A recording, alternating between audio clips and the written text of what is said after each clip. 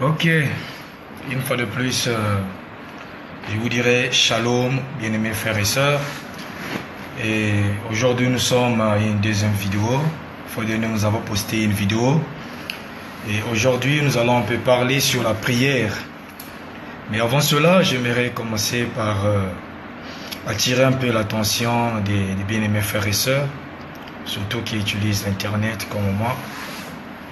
Le constat fait que c'est que nous passons beaucoup de temps à faire des critiques, des remarques, taquiner un peu les autres, alors que nous savons tous que l'heure est grave.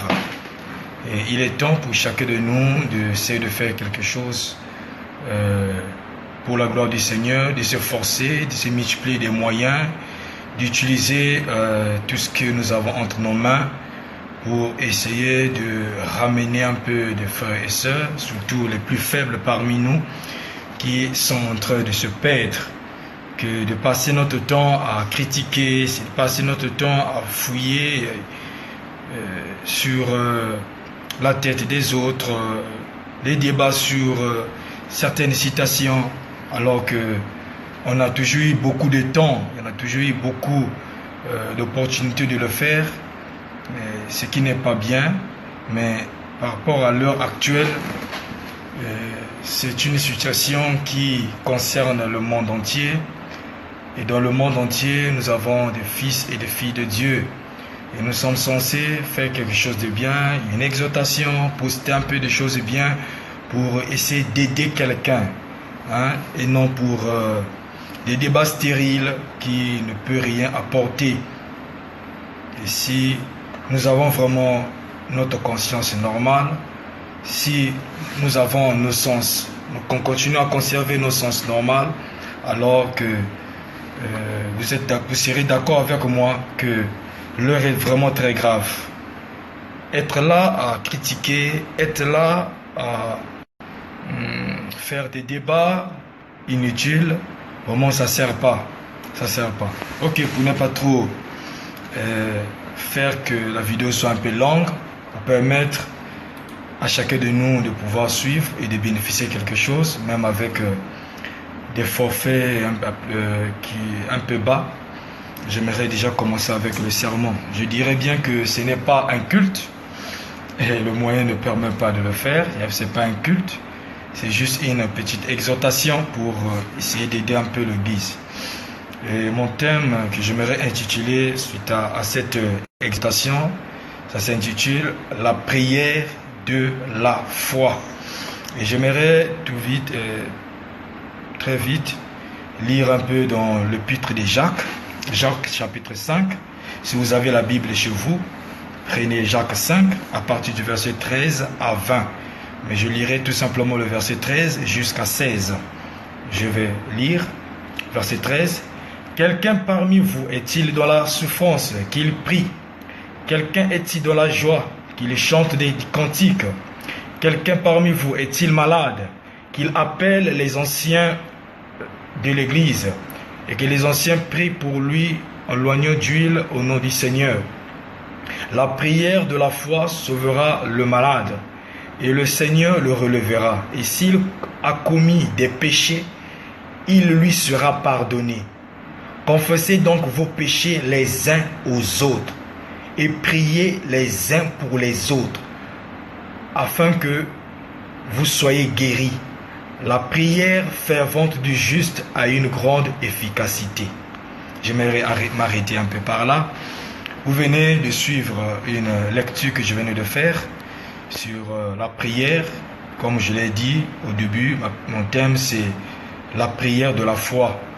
Et si on essaie un peu de voir le concept prière, commençons par la prière, et nous pouvons donner plusieurs définitions sur ce qui est de la prière, mais la définition si simple que j'aimerais donner, c'est celle-ci.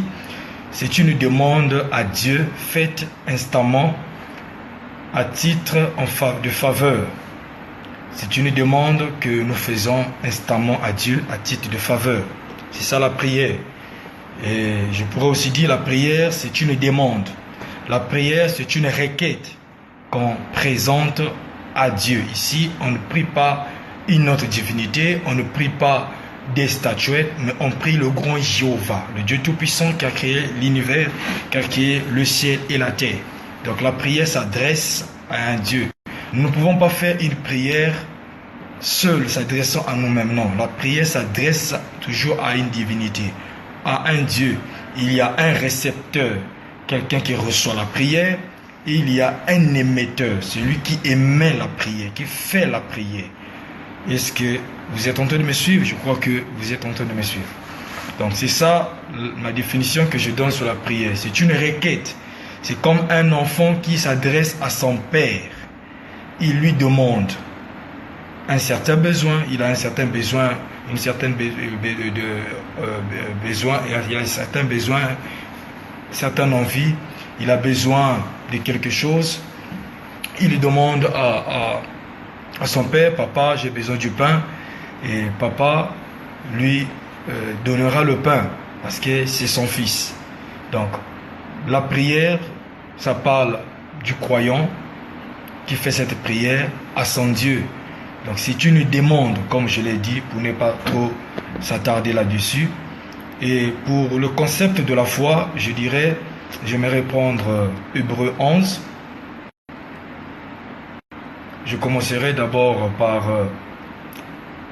le livre de Timothée. Timothée 2, à partir du verset 8.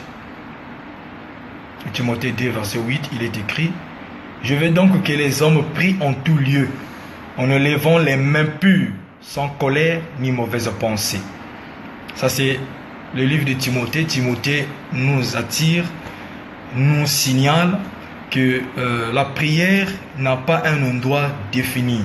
La prière, comme nous avons l'habitude de le faire dans nos églises, et vu que les églises sont fermées, comme je viens de le lire, la prière c'est n'importe où. Il dit, je veux donc que les hommes prient en tout lieu. Donc, la prière ne se fait pas seulement à l'église. La prière devrait se faire à la maison, n'importe où nous nous retrouvons, et qu'on est dans un besoin. Il suffit seulement que nous fassions notre prière. Notre Dieu est là, il nous entend, il nous écoute et il nous répondra. C'est le moyen le plus rapide d'avoir l'aide du Seigneur. C'est par la prière. Comme je viens de dire, c'est une demande. Et sans oublier que notre thème, c'est la prière de la foi. Et si nous essayons un peu de voir le contexte foi, qu'est-ce que le concept foi fait mention, qu'est-ce que la foi veut simplement dire, pour les lecteurs de la Bible et les croyants, ils savent qu'il est écrit dans Hébreux 11.1. C'est même une définition que les gens ont l'habitude de donner. Même ceux qui ne prient pas sans pourtant savoir que cela vient de la Bible. Il est écrit dans Hébreux 11.1.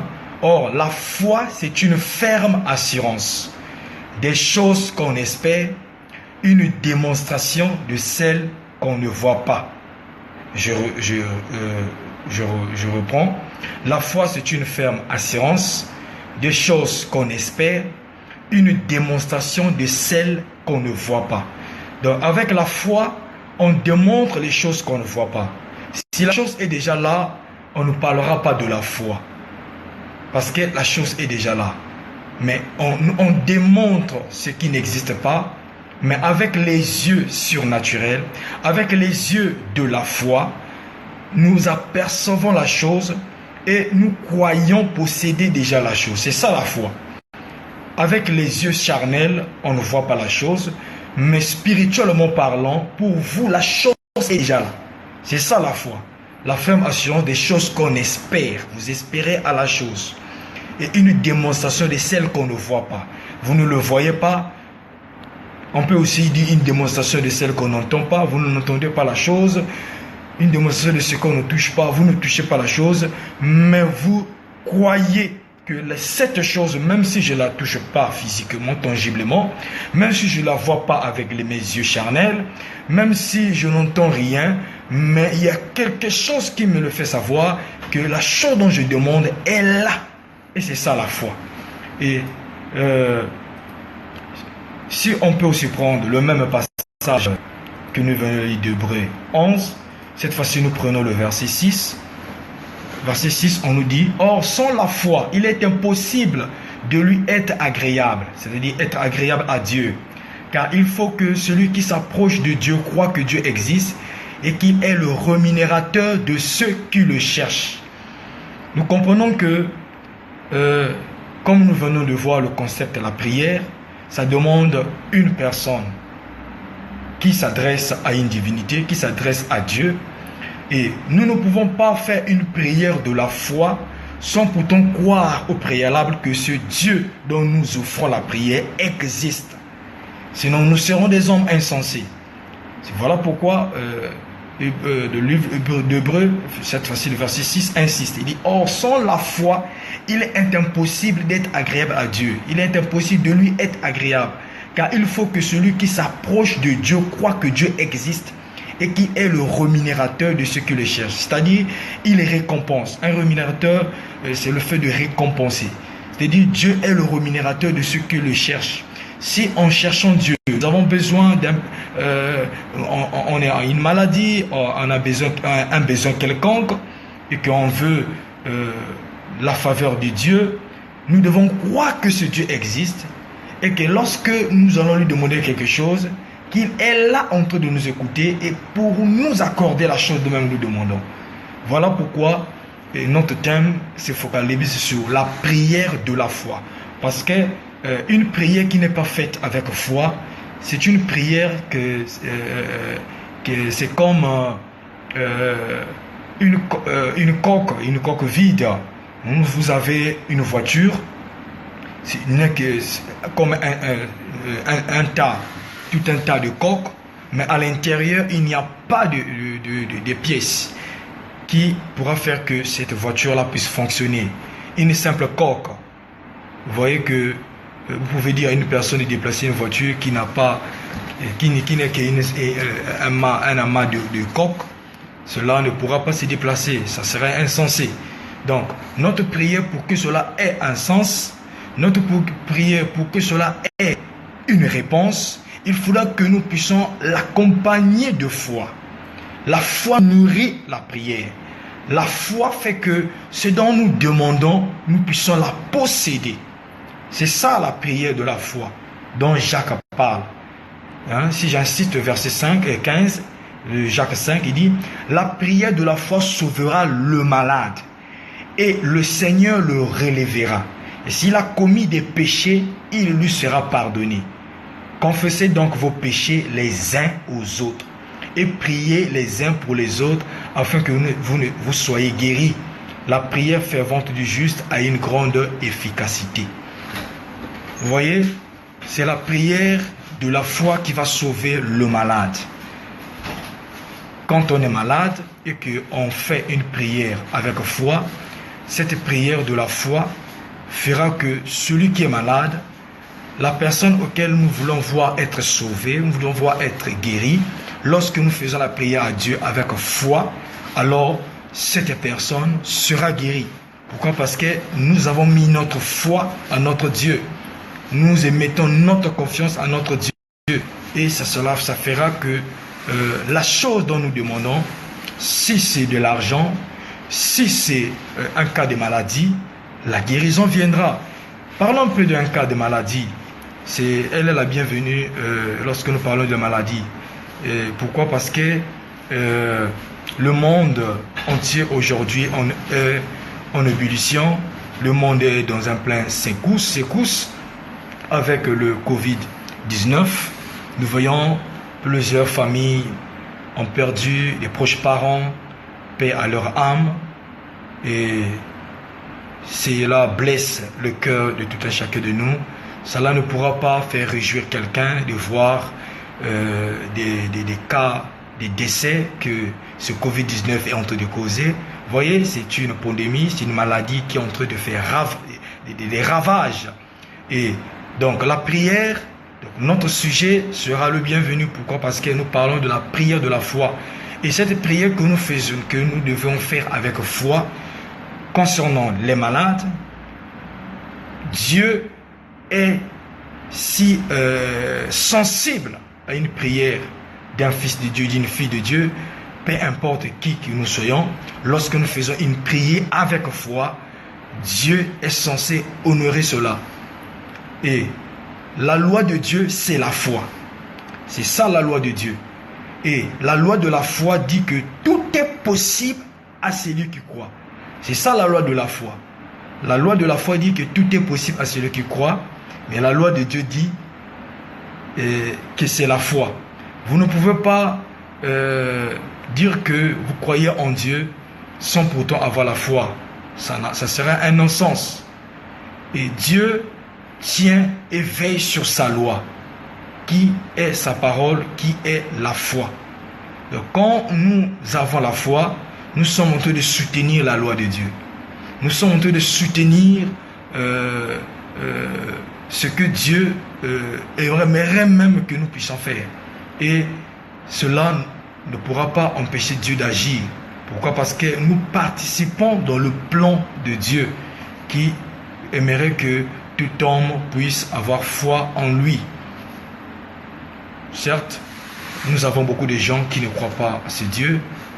Ils parlent du Dieu créateur, mais ils adorent des statuettes. Notre sujet n'est pas celui-ci, notre sujet est sur la prière. Dieu voulant, nous en parlerons plus tard. Mais nous sommes en train de parler sur la prière de la foi pour les malades. Pourquoi? Parce que c'est le sujet actuel. Donc, le Covid-19 ne peut pas résister devant la prière d'un fils de Dieu, d'une fille de Dieu. Cela m'a vraiment fondu le cœur quand j'ai vu sur les nets beaucoup. Parmi eux, il y a aussi des croyants et des croyantes qui sont en train de critiquer les pasteurs, sont en train de critiquer les hommes d'église, disant que où sont-ils qu'ils viennent chasser le Covid-19, où sont-ils qu'ils viennent chasser cette maladie, cette pandémie, alors que même Jésus-Christ lui-même, lorsqu'il était sur la terre, il n'avait pas mis fin aux maladies. La Bible dit qu'il guérissait les malades. Les malades étaient guéris lorsqu'il était sur la terre. Les lépreux étaient purifiés. Mais on n'avait jamais dit que tous les lépreux étaient purifiés. Il y avait toujours des lépreux. Il y avait toujours des malades. Et pourtant, Jésus-Christ était en train de guérir les malades. Aujourd'hui, il y a des maladies plus graves que le Covid-19. Il y a des cancers de foie, des l'utérus, des organes un peu par-ci par-là, et on peut faire vraiment des dégâts. Ça n'a jamais pris fin. On n'a jamais appelé les pasteurs partout pour le faire.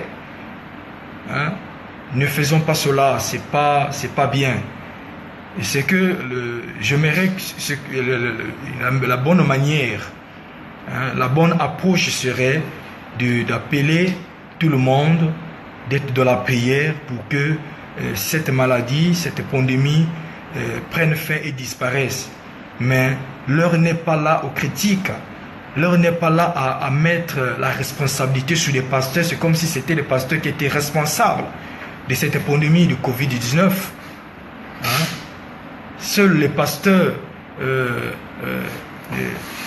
n'ont pas le monopole d'avoir Dieu, alors que tous, nous prétendons être des enfants de Dieu, des fils et des filles de Dieu, et tous, nous sommes censés faire des prières pour que cette chose-là disparaisse, pour que cette pandémie disparaisse. Comme nous l'avons dit lors de notre première vidéo, que pensez-vous que Dieu n'est pas au courant de cette pandémie? Pensez-vous que Dieu ne sait pas que cette pandémie allait venir? Et pourquoi il a laissé cela venir? Pourquoi il a laissé cela venir? La Bible dit tout concourt au bien de ceux qui aiment Dieu. Et j'avais dit ceci que pour les enfants de Dieu, cette pandémie du Covid-19, Dieu a permis que cela arrive, c'est pour attirer l'attention de chacun de nous. L'Église est trop entrée dans la distraction, dans les critiques, dans des débats stériles.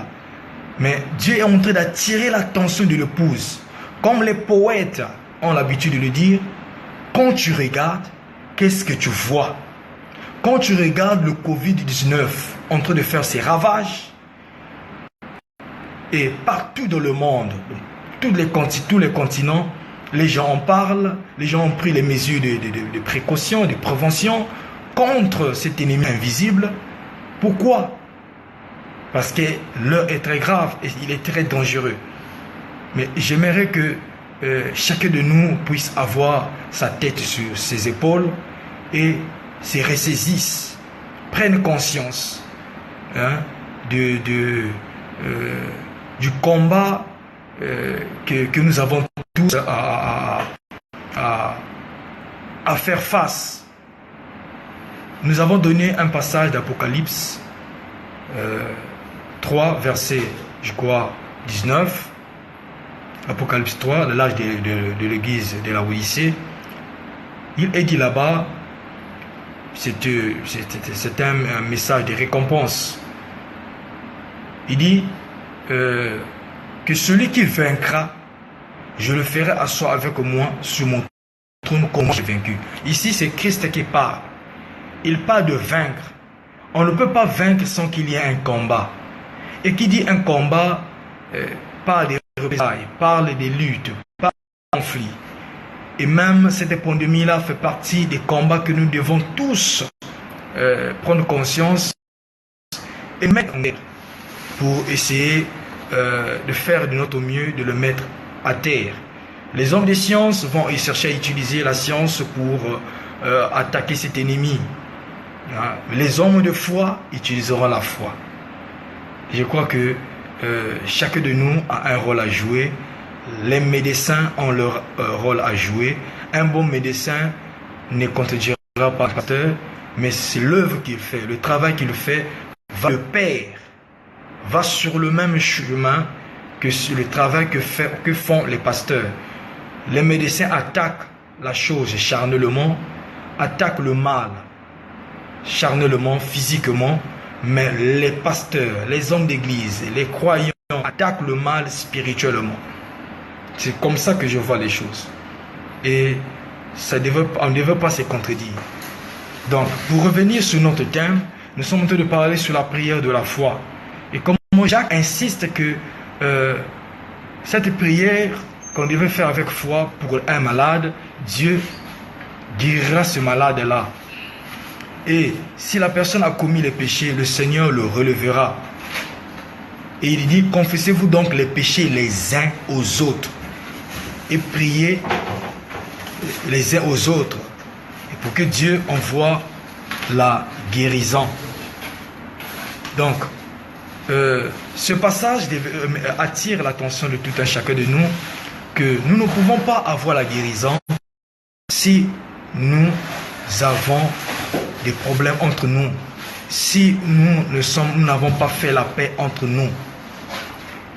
On ne peut pas faire une prière, c'est une prière à Dieu et avoir une réponse, une solution positive sans pourtant être sûr que nous sommes sous le sang, sans pourtant être sûr qu'il n'y a pas un péché dans notre vie qui peut faire obstruction, qui peut faire obstacle à notre prière. Parce que la Bible dit que la main de l'Éternel n'est pas trop courte pour ça, ni son oreille est trop dure à entendre, mais la Bible dit que ce sont nos péchés qui nous cachent de sa face. Si ce sont nos péchés qui nous cachent de sa face, alors j'aimerais que chacun de nous confesse ce péché, prie les uns les autres.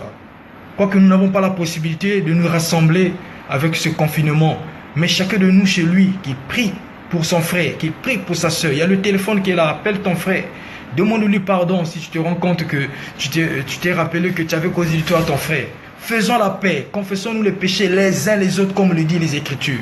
Jacques. Et là, Dieu enverra la guérison. Et là, lorsque nous prierons, cette prière aura ses effets. Ça sera une prière efficace, comme la Bible le souligne, que la prière du juste a une grande efficacité.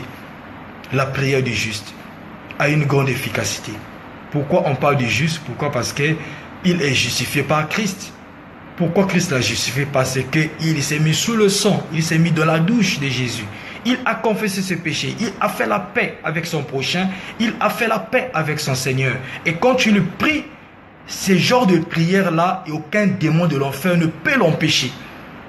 Lorsque cette prière est dressée, elle va droit auprès du Seigneur et la prière a sa solution, a ses fruits. Et si cette prière est dressée pour la nation tout entière, si elle est dressée pour le monde tout entier, tous les continents, partout, cette épidémie ont de faire des dégâts, alors cette prière-là n'aura pas d'obstacle.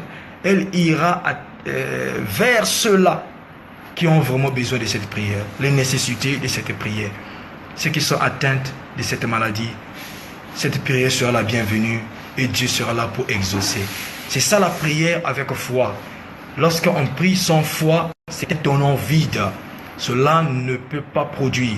Mais lorsqu'on prie avec foi, et avant de commencer à faire cette prière, nous avons trois points qui font qu'une prière soit une véritable prière.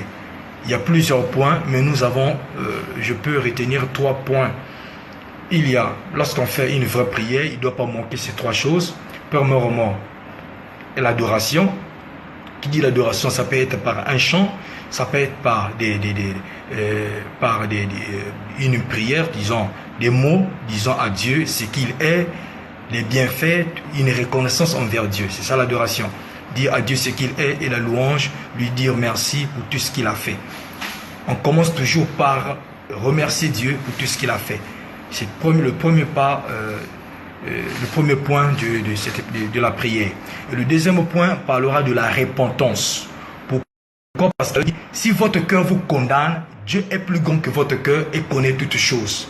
Et si votre cœur ne vous condamne pas, tout ce que vous demanderez à Dieu, Dieu vous l'accordera.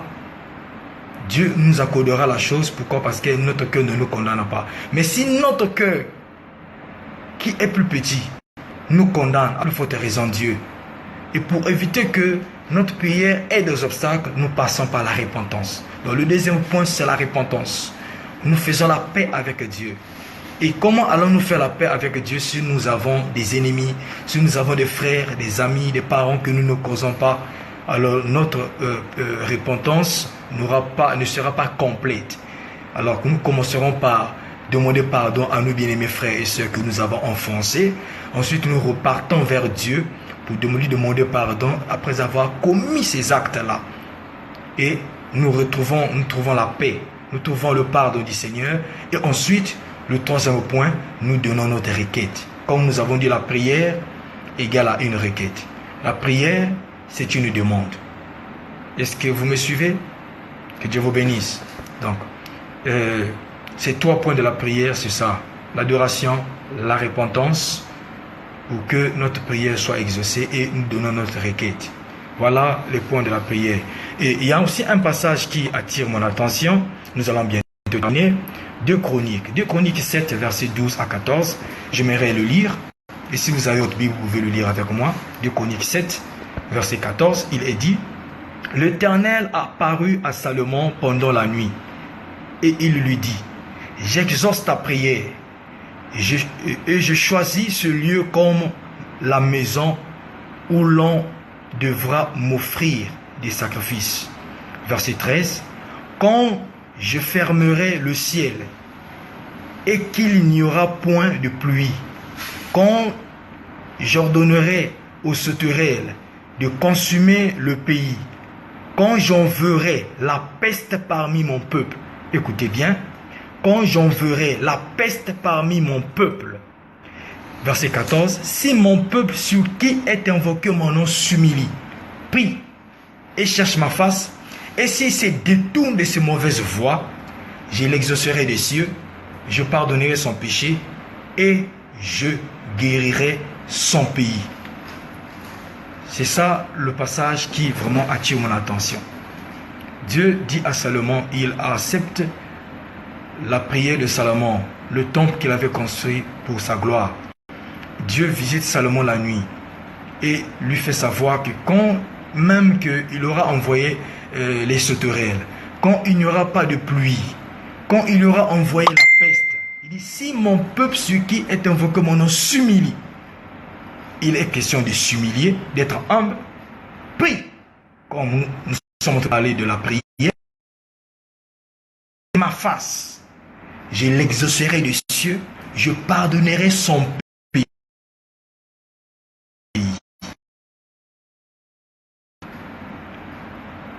Dieu pardonne nos péchés.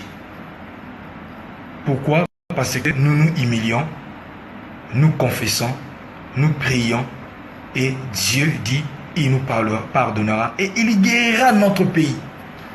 Et ici, qui dit pays, le pays comme nous le connaissons, qui dit pays parle aussi de la famille, parle aussi de nos proches, parle aussi de tout un continent, parle, peu importe le cas, le sujet que nous pouvons placer sur là, c'est ça le pays. Dans le pays, on ne vit pas seul. Donc, ce n'est pas une prière égoïste, égocentriste, mais c'est une prière qu'on adresse envers les autres, parce qu'ils ont besoin de ça. Et le monde aujourd'hui a besoin de nos prières.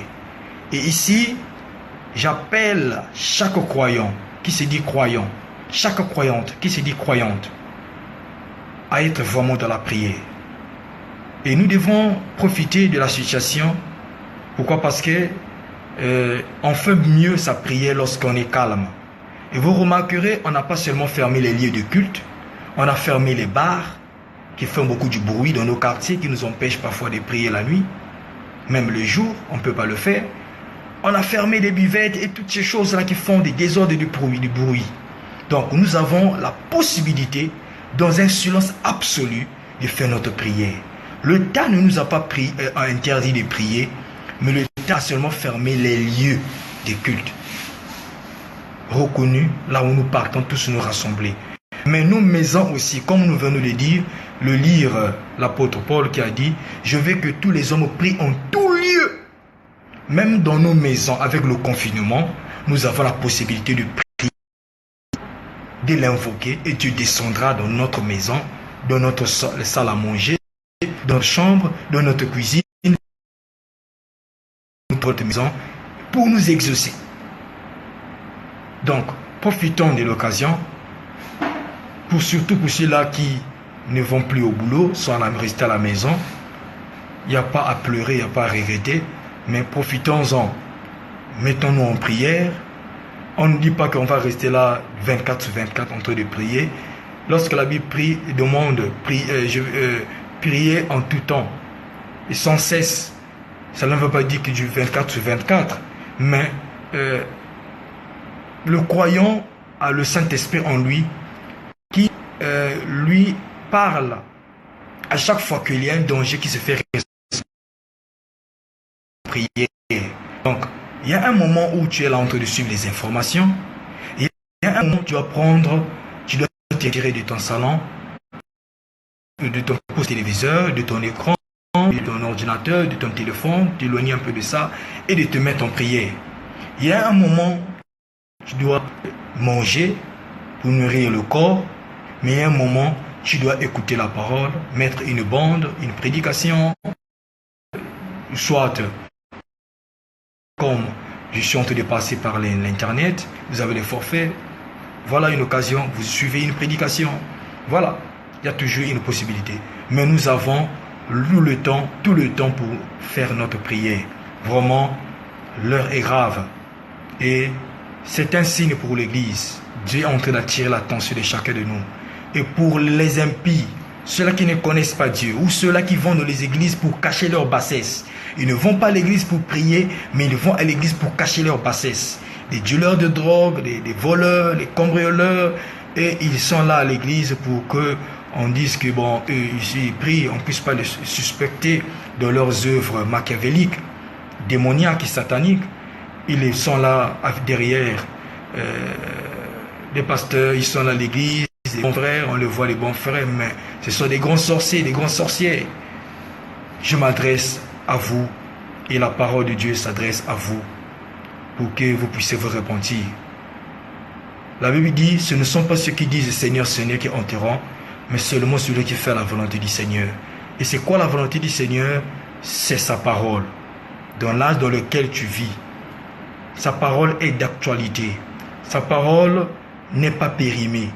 Sa parole est toujours vivante. C'est une viande fraîche. Voilà pourquoi nous nous nourrissons de la nourriture spirituelle au temps convenable. Et dans l'âge dans lequel nous trouvons, le temps actuel, l'heure actuelle, nous avons besoin de la parole fraîche. Nous sommes des hommes et des femmes qui sont censés enlever les barrières. Moi, je suis de telle église. Moi, je suis de telle ethnie. Moi, je suis de telle appartenance. Non, non, non, non. Nous n'avons pas besoin de ça. Ce sont certains systèmes de ce monde-là qui ont érigé des barrières. Mais il n'en était pas ainsi au commencement. Il n'était pas ainsi.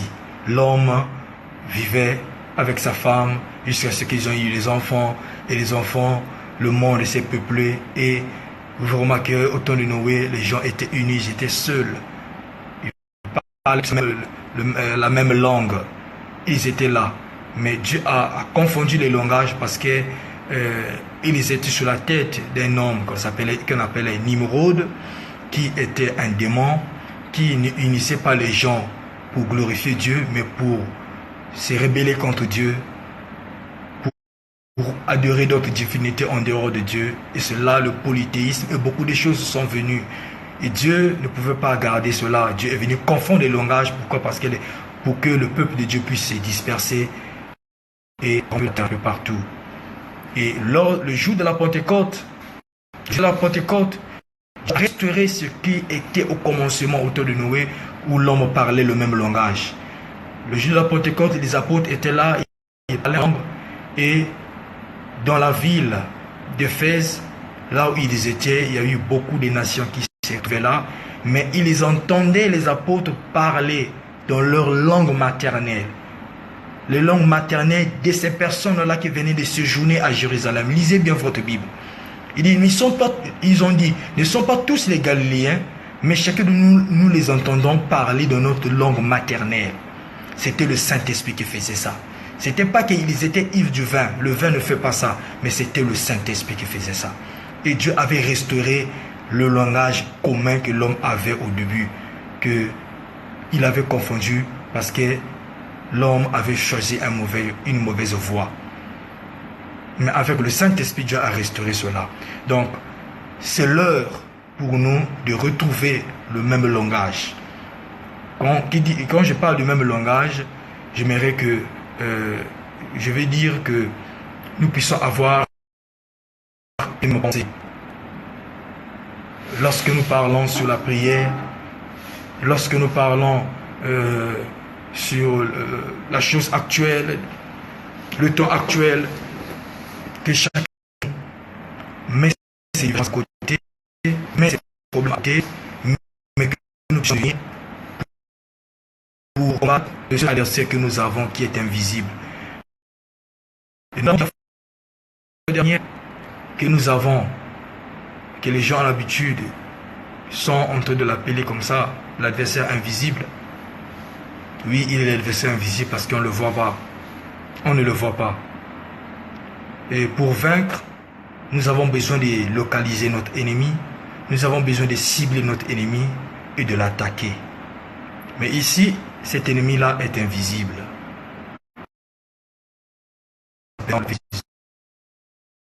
D'autres maladies. Donc, si d'autres maladies existent et que ces maladies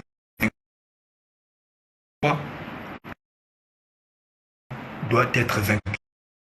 Foi. Je vous le dis bien, par la prière de la foi. Et je crois que lorsque le peuple de Dieu, lorsque les gens, donc dans divers lieux, un peu partout, prient pour le même sujet, Dieu entend la prière. La probabilité est grande pour que le sujet, la solution vienne vite. Pourquoi? Parce que tous nous prions pour la même chose. Nous nous unissons. Un seul doigt, on a l'habitude de dire, il ne peut pas laver le visage. Et la Bible dit là où deux ou trois. La Bible n'a pas dit là où un. La Bible dit là où deux ou trois sont unis en mon nom, si s'accorde, je suis au milieu d'eux. Il est au milieu de nous, au milieu de ces deux ou trois personnes pour faire quoi? C'est pour agir. S'ils ont un sujet, c'est pour résoudre ce sujet. S'ils ont un problème, c'est pour apporter la solution à ce problème. Là où deux ou trois. Et quand nous sommes plus nombreux, peu importe la distance, mais que nous avons les mêmes objectifs, nous avons le même cœur, une même âme, une même pensée, comme les apôtres l'en avaient. La Bible dit qu'ils avaient une même pensée, une même âme, et ils étaient là tous ensemble, l'unité de la foi, et cela avait amené quelque chose.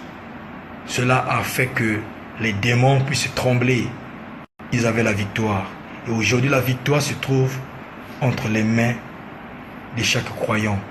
La prière, c'est l'arme la plus puissante que Dieu a mis entre les mains des croyants. Nous n'avons pas besoin de prendre les calibres 47. Pourquoi prendre des calibres 47? Les calibres 56 existent, je ne sais pas. Pourquoi prendre ces calibres-là, ces armes-là, alors que nous avons l'arme la plus puissante? Nous avons la bombe atomique. Et vous direz, frère Carlito, c'est quoi la bombe atomique? Je vous dirai, la bombe atomique, c'est la prière de la foi. La prière de la foi, c'est une bombe atomique. Quand vous la larguez, aucun démon ne peut résister. Aucune maladie ne peut résister.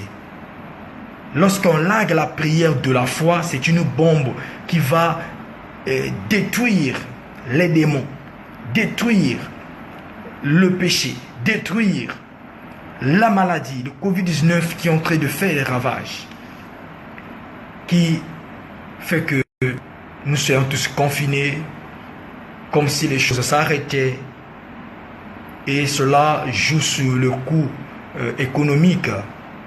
Ça fait un coup sur l'économie des pays. Lorsque les choses ne circulent plus comme avant, cela entraîne une baisse. Et c'est pas bien. Et tous nous voulons que les choses reviennent à la normale. Alors, j'appelle à tout un chacun de nous de se mettre en prière. Pas seulement pour aujourd'hui, mais que nous puissions en faire une vie. Nombreux diront que oh, j'ai toujours prié. On n'a pas dit le contraire, que tu n'as jamais prié. Mais nous avons encore besoin de votre attention, de votre prière. Que tous nous puissions joindre nos prières tous ensemble pour que ces démons soient mis hors d'état de nuire, pour que cette pandémie, Covid-19, peu importe le nom qu'on peut l'attribuer, mais nous savons, pour les croyants qui ont l'intelligence et la sagesse, savent que c'est un démon, c'est un mauvais esprit. D'autres, ce sont les manipulations des virus, certes, des microbes, de ceci, certes, mais il y a toujours un esprit qui contrôle ces choses-là. Il y a toujours une intelligence qui contrôle ça. La personne qui a manipulé a été possédée par un esprit pour détruire les humains, pour détruire les hommes. Et cela cause des pertes humaines. C'est un démon, c'est un mauvais esprit. Alors, celui qui est en nous est plus fort que celui qui est dans ce monde. Qui est dans ce monde? Le démon. Qui est dans ce monde? Cette pandémie qui ont été de tuer.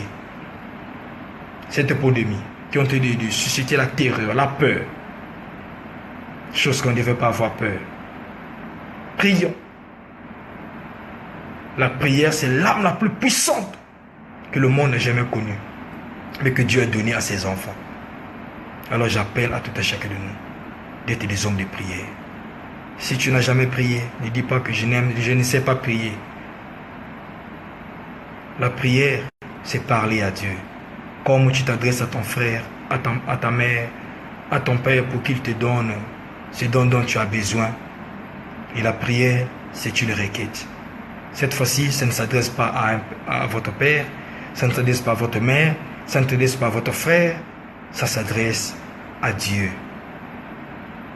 Et si nous croyons que Dieu existe, nous devons nous rapprocher de lui avec crainte et tremblement, avec révérence, tout en mettant nos divergences de côté, des débats stériles de côté, mais d'essayer de nous concentrer, de réfléchir sur la chose, de prier, de faire de notre mieux, de ramener les âmes à Christ. Parce que il y aura encore des choses peut-être plus graves qui vont s'enchaîner, qui viendront. Nous l'avons dit, ça a été un signe.